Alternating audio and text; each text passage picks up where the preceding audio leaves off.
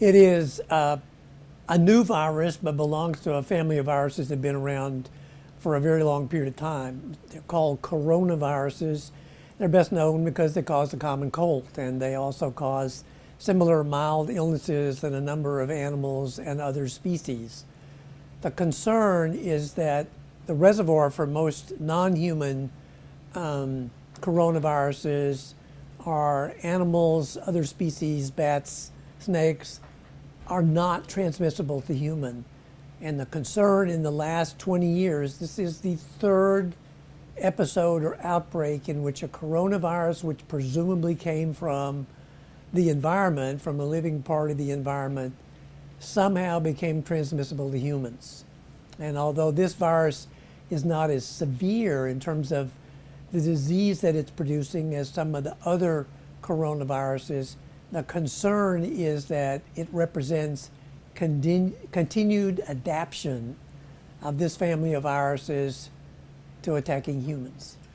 One of them was called SARS, S-A-R-S, Sudden Acute Respiratory Syndrome virus, and the other one came from the Middle East, so it was called MERS, Middle East Respiratory Virus. But both were basically belonging to the same family.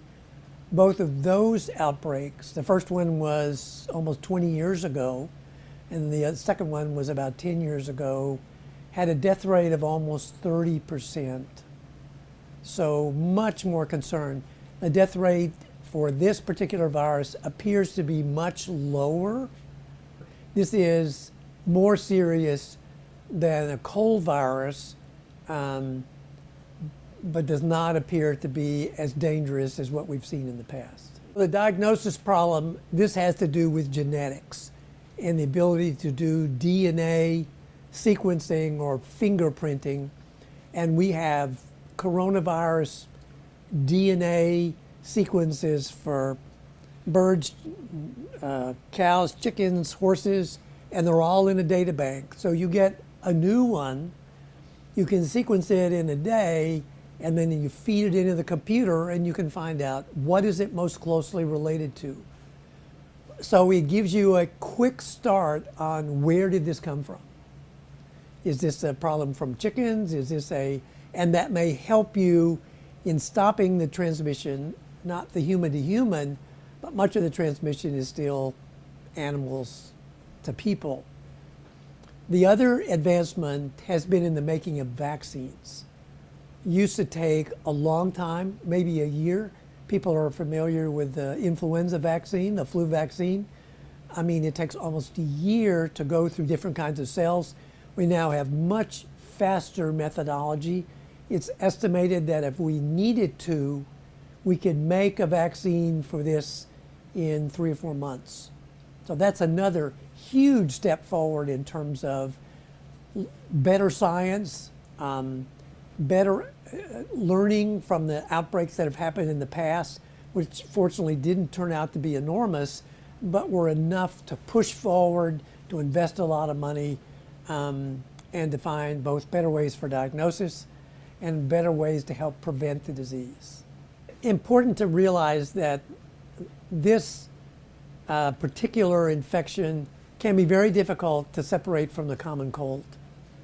Same sort of runny nose, sore throat, feel bad, maybe not, a little bit of fever. So the majority of cases may be difficult to diagnose, and the really serious ones are relatively small in number.